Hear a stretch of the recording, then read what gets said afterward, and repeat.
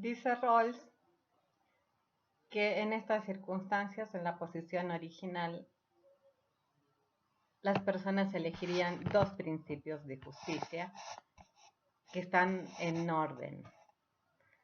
Esto quiere decir que primero se tiene que cumplir el primero y hasta que no está cumplido el primero no se puede pasar a la aplicación del segundo. El primer principio es un principio de libertades. Concede libertades básicas a todos los ciudadanos, como la libertad de expresión y la libertad de culto. Y este principio, que es un principio de derechos básicos o fundamentales, es prioritario sobre consideraciones de bienestar general o de utilidad social.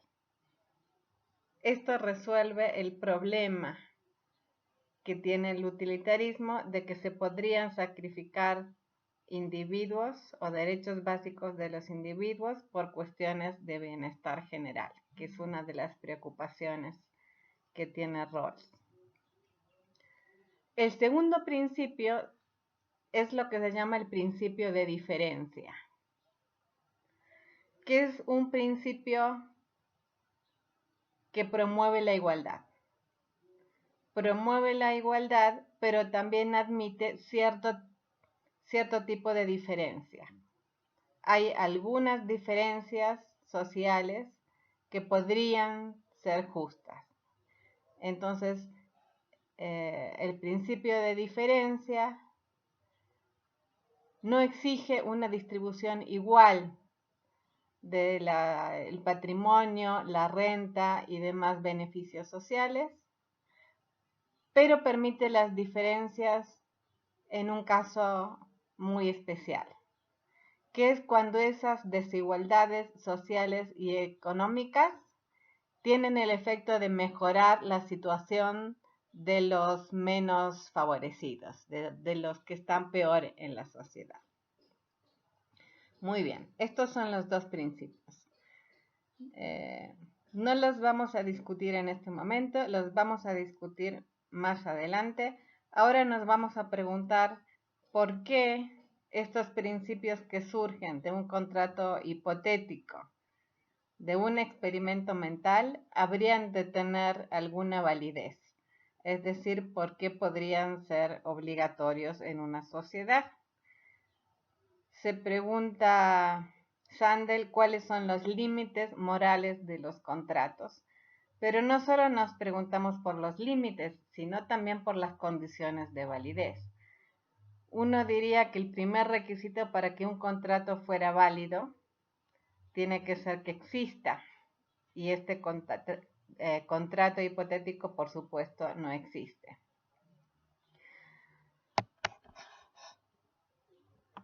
Entonces vamos a revisar cuáles son las condiciones que podemos considerar que hacen a la validez y a la invalidez de un contrato. La primera razón y la más obvia para considerar que un contrato es válido es que fue hecho libremente entre las partes. Esto quiere decir que las dos partes o muchas partes, en el caso que estamos pensando es un contrato múltiple entre todas las personas de la sociedad, el contrato sería válido porque las personas dieron su consentimiento.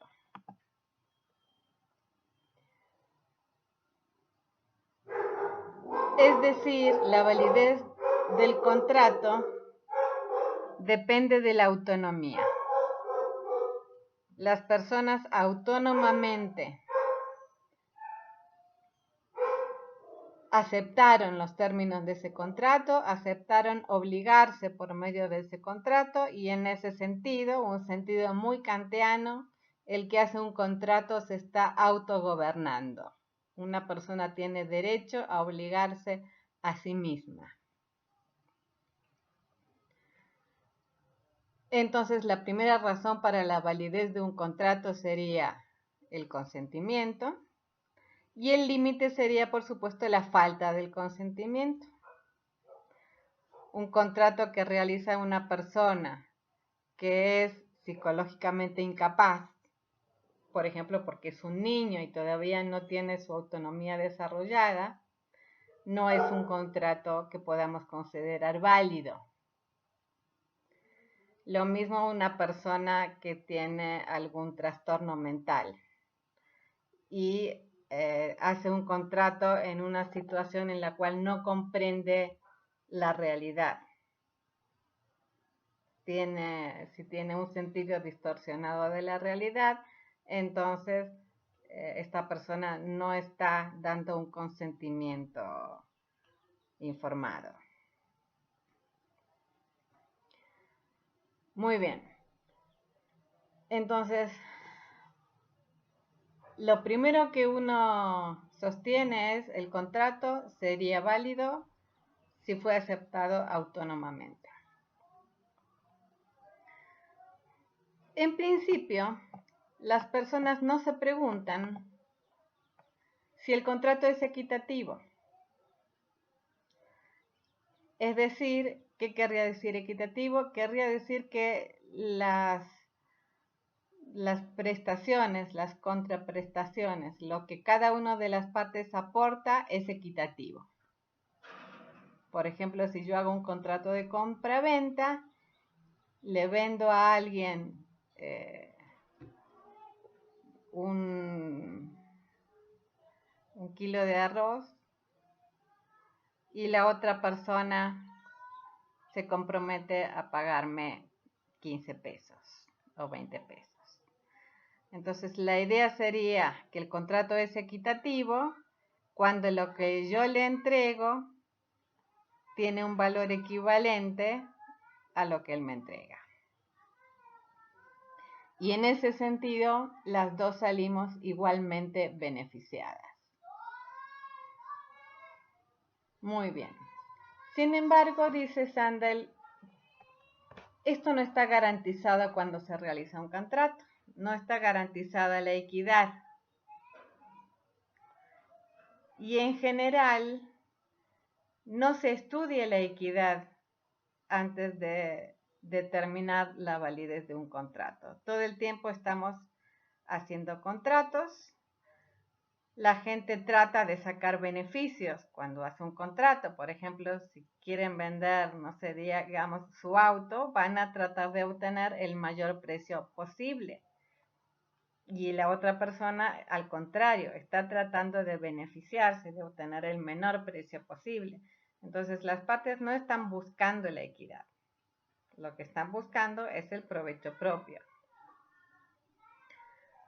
Pero las dos aceptan autónomamente y esto sería lo que le da validez al contrato. Se pregunta entonces Sandel si los contratos son equitativos y si esto no tendría que ser otro límite para la validez. Y señala que este problema de que los contratos no son necesariamente equitativos no se da nada más entre los contratos entre individuos, entre particulares en una sociedad, sino que se da también acerca de las leyes y en última instancia de la Constitución, que en alguna medida, aunque no sean contratos como los contratos del derecho civil, son aceptados indirectamente por el pueblo, indirectamente en el sentido de que son documentos, son las leyes, la Constitución, son dictados por representantes del pueblo. No vamos a discutir en este momento si realmente ese consentimiento indirecto es válido, porque el punto en que quiere poner aquí énfasis Sandel es en que las constituciones y las leyes, aun cuando hubiera consentimiento, no necesariamente son justas, no necesariamente son equitativas. Y pone como ejemplo la Constitución de 1787 de los Estados Unidos que aceptaba la esclavitud. Es claro entonces que el consentimiento no necesariamente viene unido a la equidad.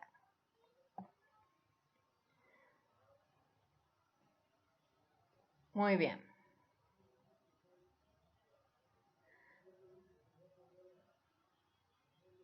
Entonces podemos discutir si los contratos son equitativos. Y los contratos en el mundo real, hay muchas razones por las cuales pueden no ser equitativas. Las razones básicamente consisten en que las partes tienen diferente capacidad para negociar, y esa diferente capacidad para negociar viene dada por la posición en que se encuentra esa persona, por la posición social, por ejemplo, o también puede estar dada por su capacidad para negociar, porque es un buen negociante, es más convincente, por ejemplo.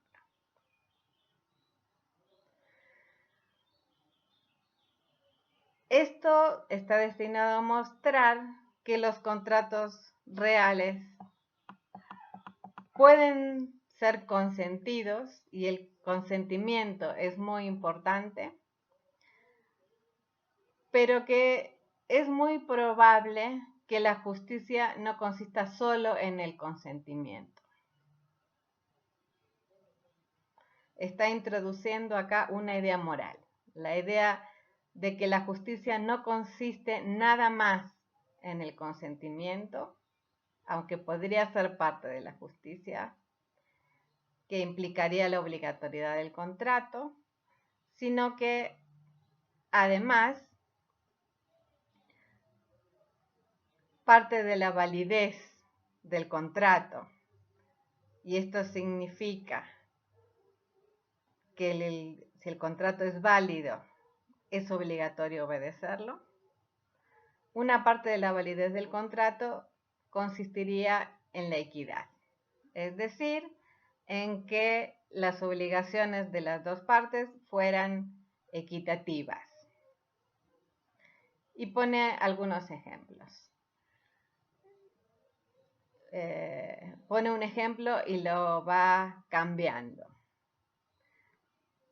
Hay un contrato que hace una persona por una cantidad de peces o de pescados, digamos, que le compra a un pescador y le paga por adelantado. El pescador los pesca y me los entrega, y el comprador se los come y disfruta de los peces que compró, pero se niega a pagar. ¿Por qué es injusto que no le pague? La primera razón es, por supuesto, que hay un contrato, que uno se había comprometido autónomamente a pagarle. Pero además uno puede dar una segunda razón. El pescador podría decirme que tengo la obligación de pagarle porque saqué provecho del trato. Es decir, tuve los peces y los disfruté. A lo mejor los disfruté con mi familia, entonces yo saqué provecho.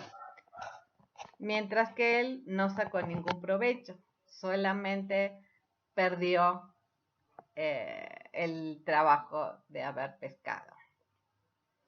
Muy bien, entonces hay dos razones por las cuales tengo obligación de pagar. Una es que me comprometí y la otra es que saqué provecho. Dice Sandel, variemos un poco este ejemplo. Hice el mismo trato de que el pescador va a pescar y me va a traer los pescados, pero cuando me los trae yo cambié de opinión y ya no los quiero. Me di cuenta de que ese tipo de pescado no me gusta y entonces le digo, no le voy a pagar porque yo no saco ningún provecho de este trato. Entonces, ¿qué me podría contestar el pescador? Me podría dar el argumento de la autonomía, pero también me podría dar un argumento adicional. El argumento adicional es que yo estoy obligado a pagarle por el esfuerzo que él hizo. Fíjense que en estos dos ejemplos hay dos razones diferentes para cumplir el contrato y ninguna de las dos es la razón de la autonomía. La primera es, usted debe pagarme porque sacó provecho, y la segunda es, usted debe pagarme porque yo me esforcé.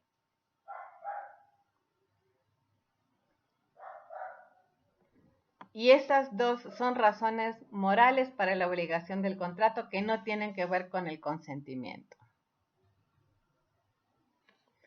Y entonces se pregunta Sandel, ¿podríamos imaginarnos una situación en la cual la validez del contrato dependiera únicamente del consentimiento y no dependiera del argumento del provecho ni del argumento del trabajo? Entonces cambia el ejemplo. Cambia el ejemplo para que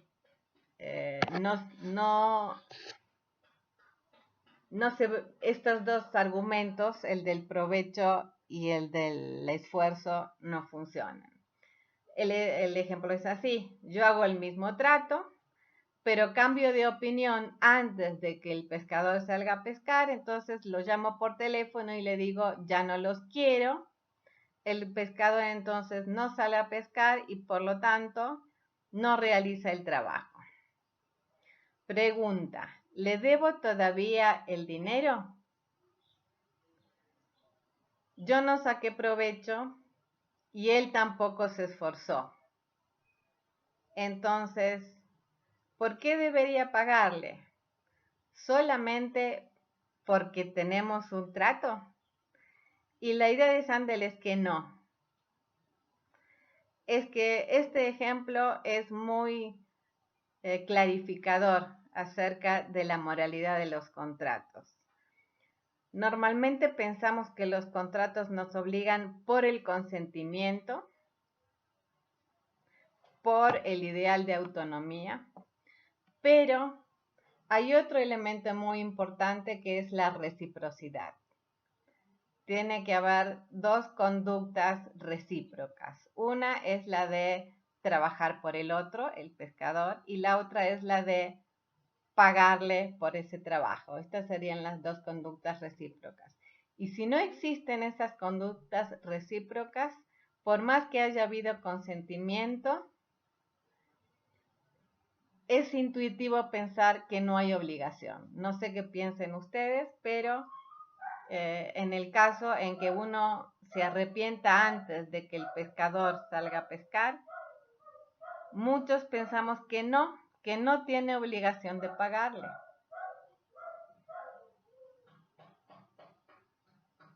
Los contratos, en cuanto a actos voluntarios, expresan nuestra autonomía, dice Sandel,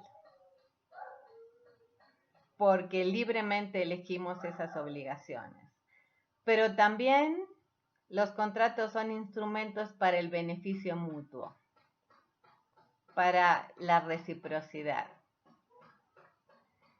Y en cuanto a este ideal, el ideal de la reciprocidad y del beneficio mutuo, la obligación de cumplirlos viene de esta reciprocidad y desaparece cuando no existe esta reciprocidad.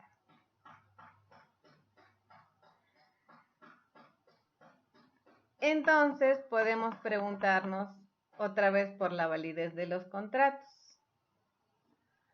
Podría ser que a veces la autonomía ni siquiera jugara un papel. Que tengamos obligación de hacer algo simplemente sobre la base de la reciprocidad. Es decir, porque otro hace algo por mí, yo podría tener la obligación de retribuirle, aunque no nos hayamos puesto de acuerdo. Y entonces pone un ejemplo. Un ejemplo de una persona que llama a un plomero, una señora anciana que llama a un plomero para que repare su retrete. Y el plomero le pasa una factura de $50,000 por un trabajo menor.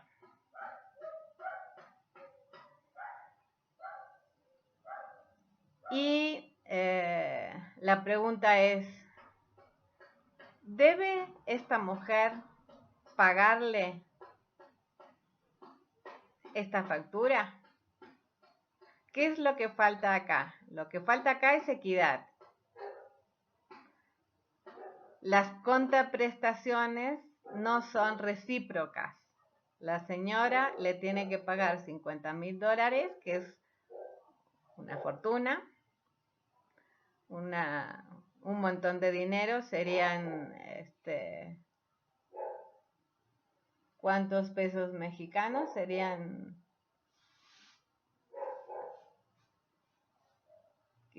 no sé, no sé a cuánto está el dólar, pero es un montón de dinero. Son como 1,000,000 de pesos, no sé, por reparar un retrete. Y el plomero hizo un trabajo de menor. Entonces, en este caso diríamos, aun cuando hubiera consentimiento, como no hubo reciprocidad, las contraprestaciones no son equitativas, entonces el contrato no es válido. Y esto es lo que sucedió. Se acusó a esta persona de fraude, de intentar defraudar a la señora, y el contrato fue declarado inválido. Estamos tratando con problemas que se pueden ver desde el punto de vista jurídico, pero la idea es pensarlos desde el punto de vista moral. Lo que nos estamos preguntando es si moralmente existía esta obligación. Y creo que estaríamos de acuerdo en que, aunque fuese voluntario el acuerdo, no era moralmente obligatorio cumplirlo por la falta de equidad. Entonces, hasta aquí sostiene Sandel que el consentimiento no es suficiente para que haya obligación moral, pero lo que se quiere preguntar es si el consentimiento es necesario. Y esto es muy importante para la discusión de la teoría de Rawls, porque como el contrato en la situación original es hipotético, entonces realmente no hay consentimiento. Hay consentimiento de las personas ideales, pero no hay consentimiento de las personas reales. Entonces, si el consentimiento real fuera necesario, entonces este contrato hipotético no podría originar obligaciones. Pero se pregunta Sandel, ¿de verdad es necesario el consentimiento para que haya una obligación? Y entonces pone el caso de los que limpian parabrisas en los semáforos, que es muy común aquí. ¿Hay consentimiento? Bueno, muchas veces sí. Muchas veces se acercan los limpiadores de parabrisas, uno les hace un gesto con la cabeza para decirles que sí. Ellos limpian el parabrisas y uno les da su moneda. Ahí hubo un contrato con todos los elementos. Las dos partes consintieron y hubo una prestación y una contraprestación. La limpieza del parabrisas y el pago de una moneda por ese servicio. Pero el caso que se pregunta Sandel es aquel en el cual uno no da el consentimiento. Viene el limpiador de parabrisas cuando uno está parado en el semáforo, limpia el parabrisas sin consentimiento de uno y después pide una moneda. ¿Tiene obligación uno de pagarle ese servicio? Si no se lo paga, ¿qué sucede? Que ahí hubo un beneficio, bajo el supuesto de que el parabrisas estuviera sucio, hay un beneficio de una parte, el conductor, mientras que la otra parte hizo un esfuerzo que no resulta retribuido. Entonces la pregunta es, ¿hay obligación de pagarle aunque no haya consentimiento? Y esto puede darse en muchas otras circunstancias en las cuales alguien hace algo por otro. Por ejemplo, yo rento una casa, me parece que necesita ciertas mejoras y entonces llamo a un albañil, por ejemplo, para que haga esas mejoras. Estamos asumiendo que no son reparaciones que se haya acordado que obligatoriamente estaban a cargo mío. Yo hago esas mejoras en la casa sin consultar al dueño. Y después le pido a los dueños que me paguen lo que gasté en esas mejoras. ¿Por qué? Porque hice algo por ellos.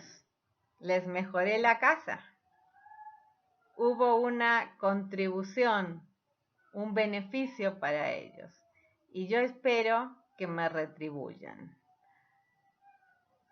¿Deberían pagarme? ¿Qué es lo que pensarían ustedes?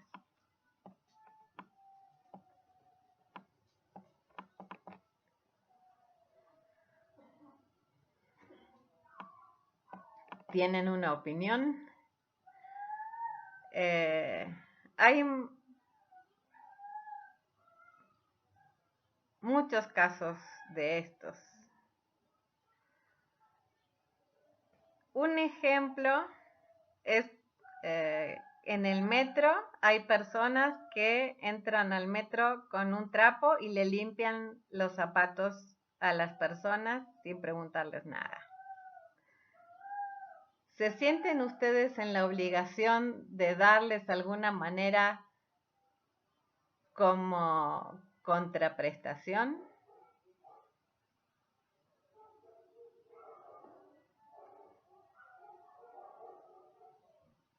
Claro, ese caso lo que tiene de especial es que realmente no están causando ningún beneficio, porque realmente ni la gente lleva los zapatos sucios, ni el trapo, ay, disculpen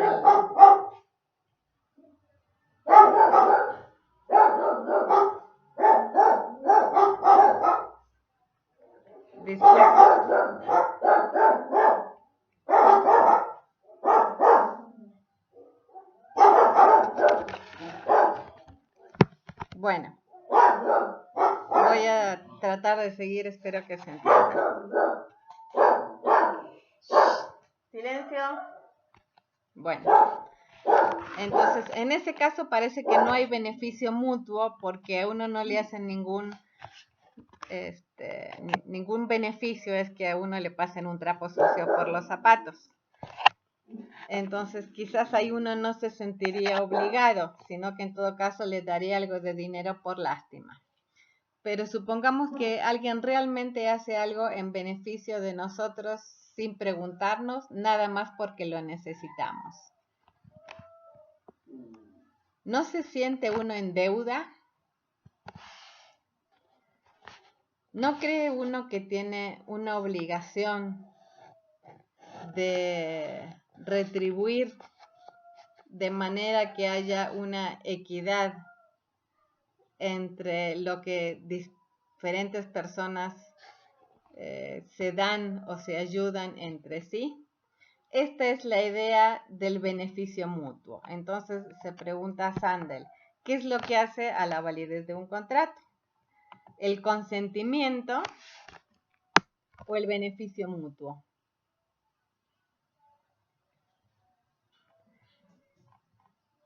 Y él lo que quiere sostener es que muchas veces es el beneficio mutuo lo que crea las obligaciones. No está pensando en obligaciones jurídicas, está pensando en obligaciones morales. En el fondo, lo que nos obliga es que haya una situación de equidad entre los compromisos que cada una de las personas de la sociedad adquiere con las demás personas de la sociedad.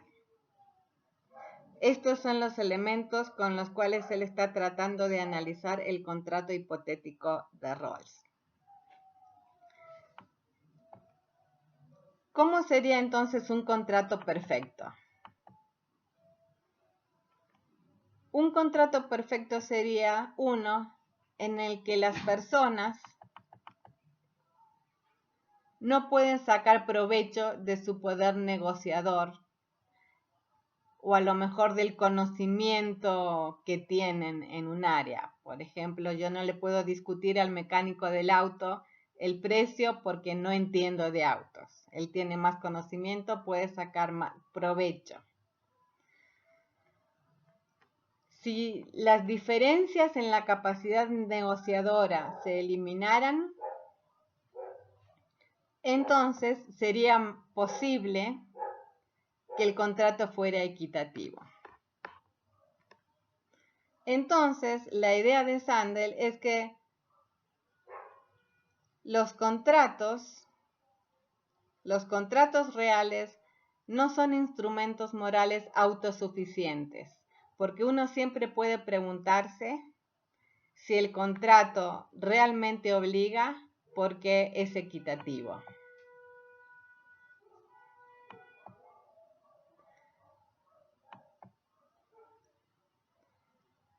Y esto nos lleva a la situación original. Si la equidad es lo que crea las obligaciones, entonces la posición de las personas en el contrato original, en el contrato de la posición originaria, gracias al velo de ignorancia, garantiza que los principios van a ser equitativos. ¿Por qué? Porque como nadie sabe quién es, entonces va a presentar, a defender y a aprobar principios que sean equitativos entre todas las partes.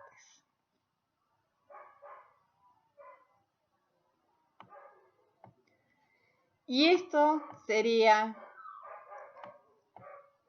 lo que haría obligatorio a este contrato, lo que haría obligatorios a los principios que surgen de esta posición hipotética. No el consentimiento, no es el consentimiento. Es el hecho de que estos principios son equitativos, de que estos principios le dan a todas las personas derechos iguales y que cuando se aceptan desigualdades por el segundo principio, el principio de diferencia, estas son desigualdades que no son injustas, porque son desigualdades que mejoran la situación de los que están peor.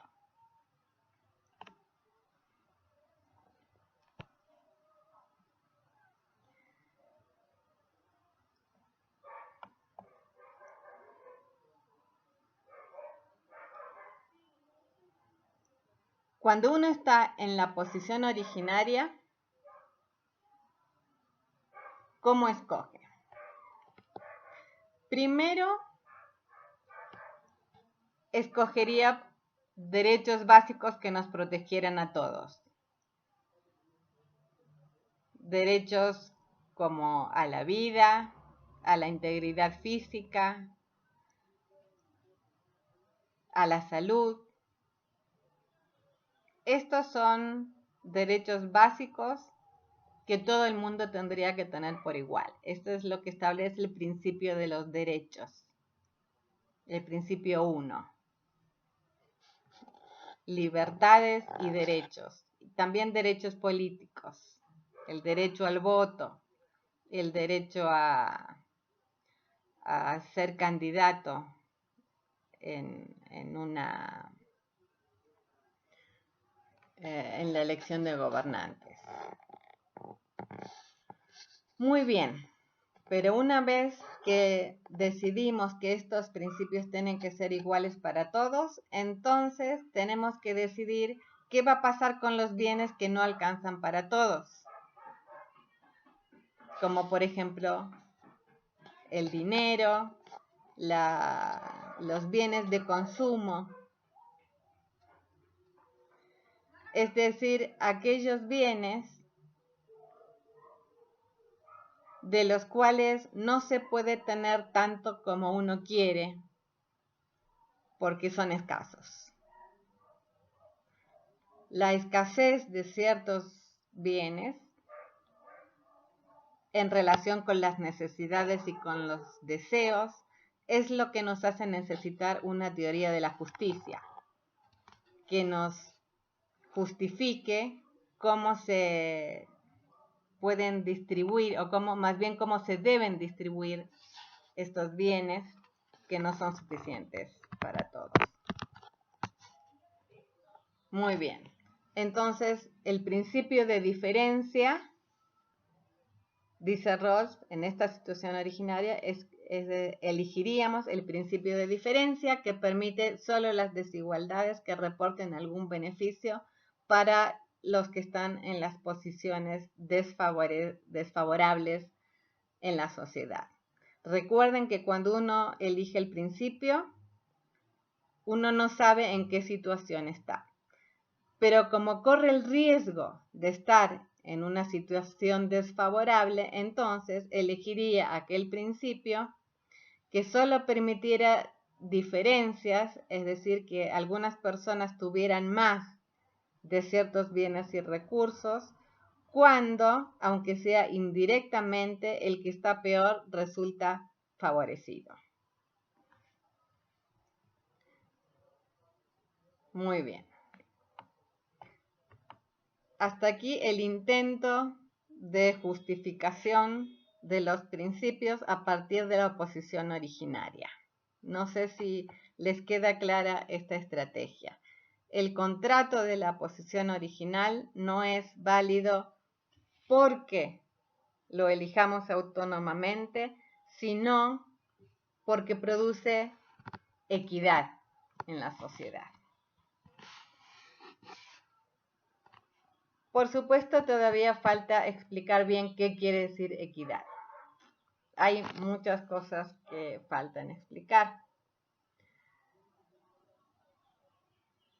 Respecto de qué tipo de equidad acepta Rawls.